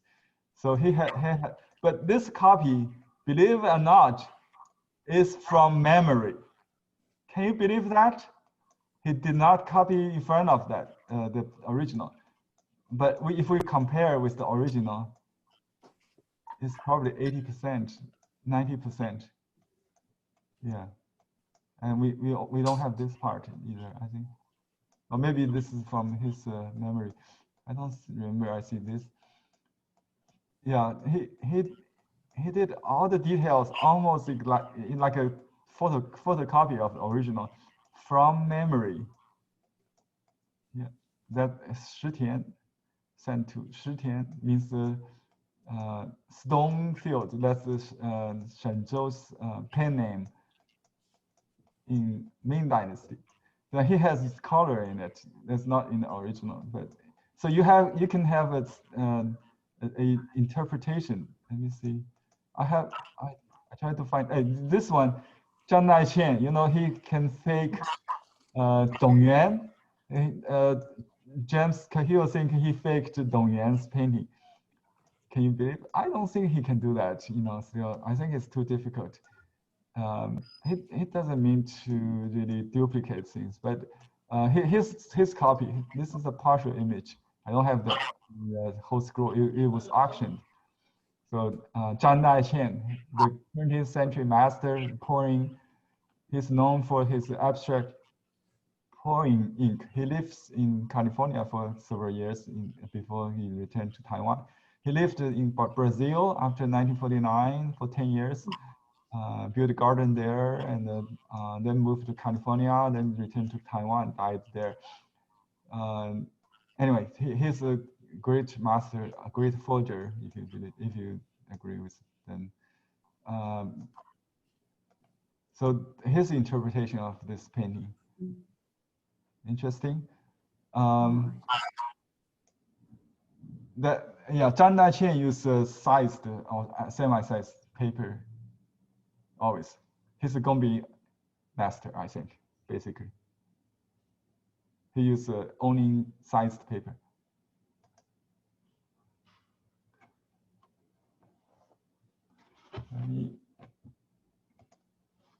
Any other questions? Hey, Henry. Yeah. Question on the tip of the tree, right? On the very top branch, you said it should be hidden the stroke. It should not be like a needle. Is that what it is? You mean this bare tree branches? Yeah, normally on the tree, very top branch. It has like a needle? I think if in calligraphy, yes, you should always hide the tip. Yeah, it's more like the tip concealed stroke you can see here. But in needles, you would expose that, you see? And we also have this kind of circled leaves. Maybe not. This is still branches. I think the round part is circles. This is the crab claw tree. So I think the dots, yeah, it's like a fish head stroke. I call it fish head stroke. You can see that it's not pointed, but kind of dot pointed. Yeah, you could have a little exposed tip, but you can see this or this. It's probably done with a damp, so the stroke underneath the stroke is not even dry. So he started to dot these little trees, and this dry stroke, the last layer was added maybe after all the underpainting. Like this light comes first, and then dark, dry, dark. So the combination of wet light and the dry dark, not darkest dark, darker ink makes this painting translucent and elegant. And you can see this different two layers where you could, no breaking ink, because on Gongbi paper you should separate. And here we have little blurry edge. It probably on dampened paper, so you can damp the paper first with water. I think, yeah, I wish you can just go to this site. Ping, you can log in with your what's the WeChat. I don't know how long the WeChat will last in here, but you can create an account and you can access this website with WeChat. They have to take an ID from a WeChat. So that's why I couldn't send the link to everybody. You can see so you this. can send me this. Yeah, I think you can. Or what? You can see this link right on the address bar here. Can you see it? itfc.net. Yeah. It's a little difficult. Okay, but I will get it. You see that? Okay. I will get it. You just copy that, and you. I think they need to create a user account. Maybe everybody can see the basic resolution. To see this high resolution, maybe you have to create an account with you have to scan the the stem kind of that image, the binary code with your phone to log in with your WeChat. I think. Okay, this is the beginning part. Really nice. I think this is almost like a wet into wet, misty. Yeah, I really like this wet and dry combination. So you could do the dry first, and then after it dries, to do the light. I think this way, according to his writing, he did the light first. Yeah, always light first. That's the beginning of this scroll. Henry? Yes. His dry strokes almost look like they're done with charcoal. To me. Yeah. Does that seem right? Because they look very dry. Very dry, but we still have has the brushwork. The lines are still. Yeah. Yeah, it's not like you use the side brush, you just scramble. It's not like that kind of charcoal. Yeah, he has. If you, I wish somewhere you can find the whole translation. Maybe the book with the mind image. I didn't check. There should be some translation there. The mind Xinhua, the mind image by Wang Fang, right? He said the brush should be like a painting on sand, have this kind of coarse edges, loose and coarse edges. So maybe he's referring to the sandy texture, I think. Okay. And many interpret it as hold the brush like a stick painting on sand. That's a traditional description of the brush mark, of a good brush mark. But his painting gave me a feel like a sand painting, like you said, it's kind of grainy, like a sand. In a sand painting, do they use sand? No. I think it's just the way he described the painting like a painting on sand. So I think there are many interpretation of this in the hand in the finger painting class. I use the interpretation like you as if you use a stick to draw on the sandy beach. So that means the finger painting is actually the inspiration for brush painting. Like you can use your finger to paint. What about trying it on very fine sandpaper? I don't take this literal. This metaphors just to help you understand. Understand? Yeah, there's another kind of brush. It says like a 虫师木. It's like a bookworm traces on the page. You know, that kind of. So every part of the stroke is like a rounded. You know, it's like a like the book. You know, the bookworm traces. In Right. old book, yeah, if you see them, Right. they have this kind of traces. That's one thing. Another thing is the leaking wall stains. So all of this describe in the past, for calligrapher, they think this is the idea of using the brush vertically and push. I mean, keep the brush in point in the middle, so the brush created this kind of roundness, just like the leaking stain on the wall. Okay. Yeah, I think his and Zhao Mengfu's painting also, you know, we use this kind of stroke for seal script. So that is used on this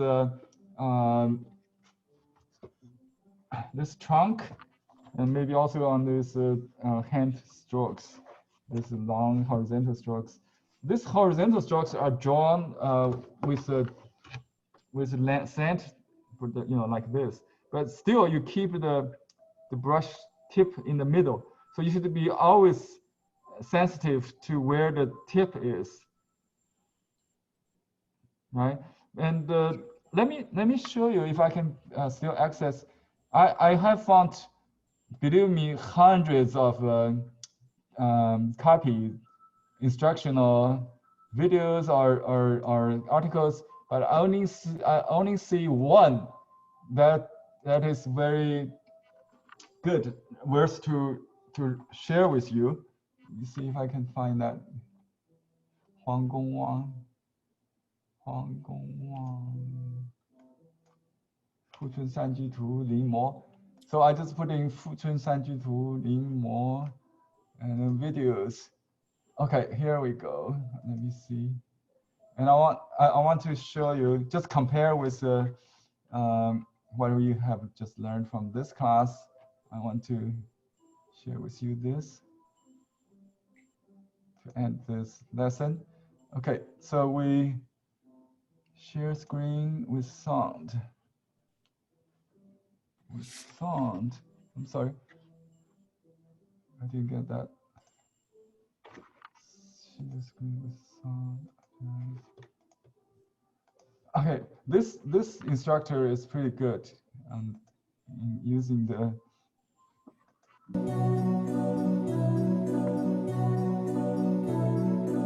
还是这根先压住它，看我们就把它当成前面好了。 Okay, 对吧？实际上它这里是有一个交错的，那我们就不管它嘛。这根没有别的分支，你看这里有一个分支，这里这根分支呢，我理解为它是后面这个树的，对吧？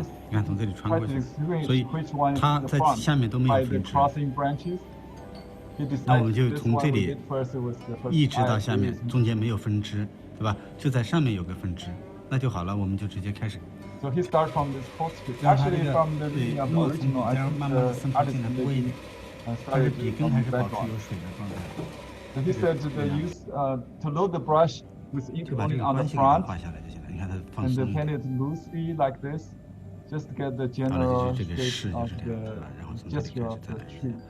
到这里分。 然后你画这根线的时候啊，这边的时候就不用照着它写了，照着我们这边来就行了。Align with the according to the left, so you don't have to. 对吧？这个就好了。然后上面呢加这个 exactly the original 小的这个枝， The next is the twist on top. Huang, you can pay attention of what he does. 对，就是这样的。 He's good. This artist is named Liu something. It's good. So his brush is called nail head branches. And you can see also some opposite nail head. 那继续往上分好了。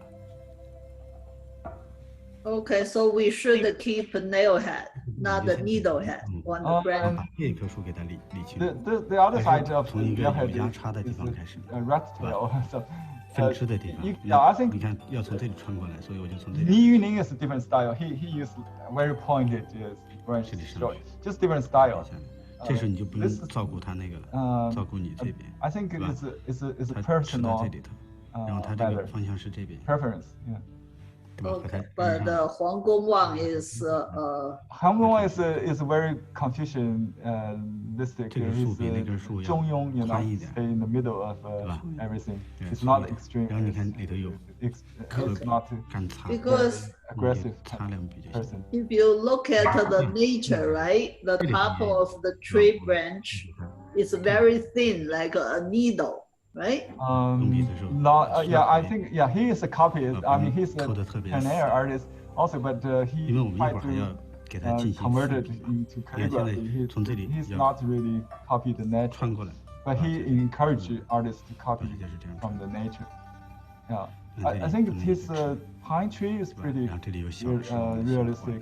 然后这个树上来以后，在上面去 Needles 分 on 了那 pine 个 tree. There are needles. 跟这里你看 So 要差不多是吧？ I cannot give 我们 you 也 a 差不多 general 在这里 answer, but just study his original. It's all 然 there. 后这里分一个上来到这里。 Okay, thank you. Yeah. So this is about 15 minutes. If you want to 把这个关系 stay, 给它画 we 上 can just interpret this. 是吧？里头这个点页我们等一会儿再说， I 先把 think 这个 it's good 知 to 识 see 给它 us 传好。 different artists 你看 to teach 第二笔 same. 在补的是吧？你看我现在 Okay, 是 I will take a look of this as well. Okay. Yeah. Right, I'm gonna take I will the record this short at least for the record. If you Oh, can, that's if, good. if you want to Okay. leave, you have something you can leave. 小枝画上，是吧？这样和它 Thank you, 稍微 Henry. Bye You're bye. welcome. 然后跟它一模一样。 Yeah, 在 this 原来 is 的位置。 he didn't wait the previous layer to dry to charge it. So Lisa, if you want to make the ink dark, you can always do that. Okay. In 3 or 4 steps like this. You can see how he does that. It's Gongbi style of painting, but not so restrictive Gongbi. You know. Right, right. Yeah, it's on Okay, Gongbi good. paper, same paper we work with. Uh-huh. 啊，这 Thank 个 you. 这个就画到这里了。我们把这个里头的细 What 节。 brush is he using? It The same looks kind of brush I use. the moss dot. Yes. 不用照着它一模一样去画的，这是吧？ Yeah, I studied And this this will kind be of brush and I special ordered it. 墨色。 It could be Yeah. different, but the same kind of size and shape. It's very close. Yeah, very close. Yeah, I think so. I think the brush 好了， makes 这个你看就 just 就 this 画 much 成了 difference, but the hand, 然后把 you 这 know, 个 the 树 mind 也给它 makes 画完 most 成。 difference. 就是你看有好多小树枝，对吧？我们把它这个小树枝都给它画上。 He's working on the twigs now. 这时候你可以不跟它一样，对吧？按照我们这个来，包括这边也是。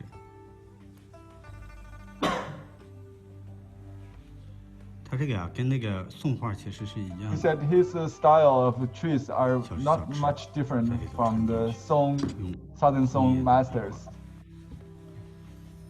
Not far from Song Dynasty. 这个也是一样。 See, he hold the brush like a pencil. Yeah. You can do that. Just a personal, yeah. I think the Japanese also do this. 而且这里也是一样。 This is a little Yeah, looser, see, I think, see, in the yeah, 5 yeah. fingers method. 在这个里头给它 Oh, he always turn his brush. 刻 When 笔， the brush is split, 在里 he 头 switch it, 这里也是 switch sides. 这里也是，你看这个关系就理顺 You 了。 can notice 然后 that, 里头现在就是这个 especially when he 点 dot 的 the 点 mustards 页， later. 点页 He will explain. 先用淡墨，对吧？我们调一点淡墨，而且笔呢稍微水多一点点，把它那种通透的这个淡墨啊，先给它上这里。 He used 我们通过这个笔记可以分析出来什么？就是我那天讲的， okay. 先画哪里，后 Talking 画哪 about 里，可以 the 看得出来。 how to 先画的一定是这个湿的地方。 How to do? 笔 Oh, 记 he's 时候 going to 水 do 会 the 多， leaves. 对吧？鲜花的 From the 你看 reading of the original, 那它 you 肯定 can 是后 see 面， the steps. 所以我们 The 就 wet 按照它这个逻 light 辑来， first. 先点这边，点的是慢一点， Go slow and 中文的都给它 let 吃 the 进去， paper completely 对吧？这边也是一样， absorb. Actually, this is not absorbent paper, but 给它这个膜 said 吃进 that 去。 um, 然后干了以后呢，你看上面还有一些 What 这个。 type of paper is he it's using? the sized 笔 paper, 干了，我们来把这个 Gongbi paper, the same paper I use today, 可以变得快一点， sized shrine. 对吧？这个好一点。 Not the cicada or You can use cicada. It's similar. 啊，再趁 You 这 can 个 use the back side 啊，这 without 个 the shimmering. 加一点浓墨。 This because there's one no smearing whatsoever. Of course, his- whatsoever. Exactly. That's the difference. Yeah. You can use cicada or 这里头也有。 size single shrine, but on the back side. On this paper, we don't have shimmering. This is called without mica. Yeah. 可以 His almost looks antiquish, like This it's color has a little tan. Yeah, I think that's a different. Yeah, that's 两天都是这种。 probably. I don't think 这 it 个 could 我 be 们 the 心里有 light, 个谱啊，你怎么画都行。 the artificial light. 然后这里全都是这个 Temperature 符。 I'm not sure if it's the light or the. Look at the felt on the table. Oh It- yeah, you're right. It has a tan. So 看这个破案就 it will turn this color after maybe 10 years. Yeah, 我们再往 The paper turns yellow. right. When it says acid free, my painting gets look like that within 30 years.